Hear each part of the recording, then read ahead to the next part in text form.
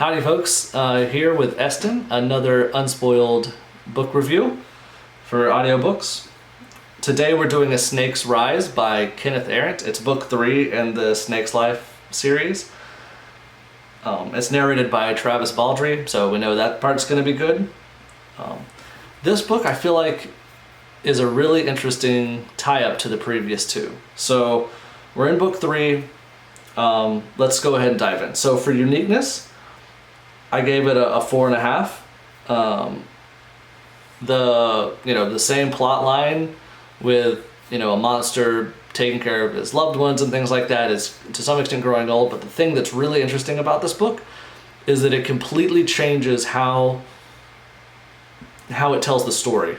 Where previously in the other two books, it's very focused on the main character getting strong quickly to ridiculous degrees to some extent. This book, the main characters focus more about interpersonal relationships, talking to the people he loves, learning, and he does grow. It's just at a reasonable pace. And so 4.5 out of 5, almost specifically because it was interesting how the author changed the whole dynamic of how the book was written, and that was kind of interesting to me.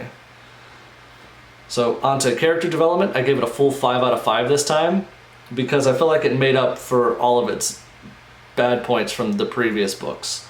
The character still, started the book, it grew stronger, became more powerful, did really cool things, but it was at a pace that was reasonable. It didn't come naturally, it was hard. There was a lot of things that he had to overcome. And in addition to that, there was a lot more conversations with secondary characters that helped, influence, how he thought and felt and made him overcome some, psychological challenges that he had to come to grips with. And so the main character grew in a lot more rounded, believable sense in this book than in the previous two. And so full 5 out of 5 for that. As you might have imagined, the secondary characters is also better. I gave it a 5 out of 5. The secondary characters get a lot more spotlight in this book. Several of them do things that are counter to the main character. You really get pushed in how, what to think about different characters and how to feel about them and what they're doing, what they're having to go through. You get really interested and invested with a couple of the story or sub-stories that are happening. And so I feel like 5 out of 5 for secondary characters is only reasonable for this book. Onto the magic system, still a 4. It hasn't changed across all 3 books. The magic system is there, it's interesting, but it's not, you don't know anything about it. It just happens, you find out that you can do something, you don't have to discover or learn or grow, it feels like, into that magic system. The RPG-like system elements of it are a little bit more interesting. We get to see a little bit more behind the curtains. But it's not enough integration into the world and what the main character knows for it to be more than a 4 out of 5 for me.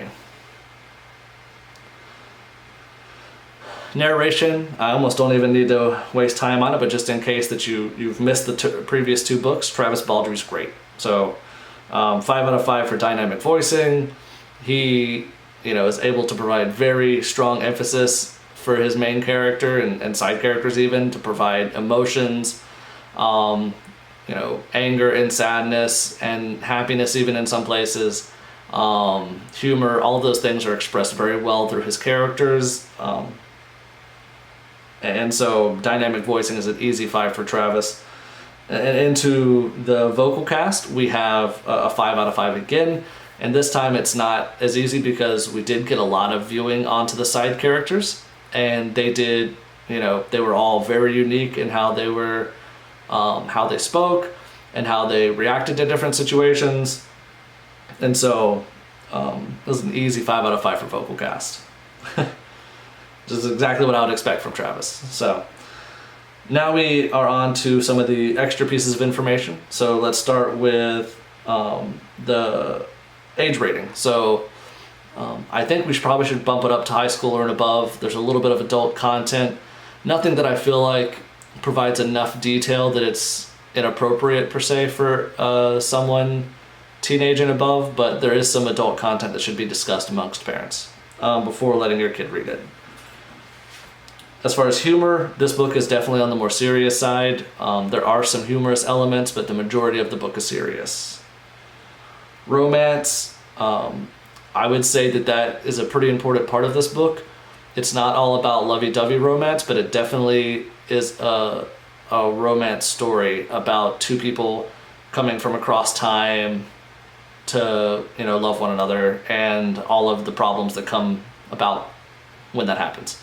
And so, won't say any more than that. I'll let you find out about that as you get there.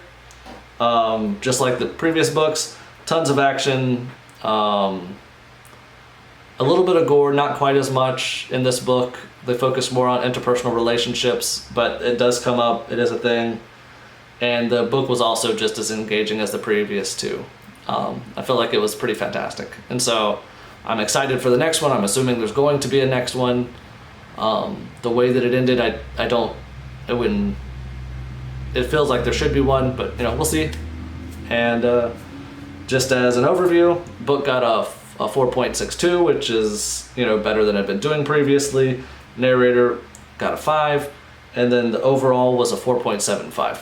And so the book picked up. I would say it was a lot more fulfilling to listen to than the previous two. The previous two were engaging, high-paced action, really caught a hold of you. This book was engaging because it made you feel more attached to the characters, which I find more enthralling to say in a book. And so overall, good times. It's a book was fantastic. Thanks for watching. Like, subscribe, comment. I'm still thinking about adding a category. Sorry for my dog. Still thinking about adding a category for pacing, because some books are just paced differently than others. This one, I felt like this book had a better pacing than the previous two. You don't go through quite as many crazy things that happen, but it feels more realistic. And so, yeah, that's it. There'll be a link to Audible, Patreon, Smoothie Mix even, if you are interested in something for lunch. And thank you for watching. Bye.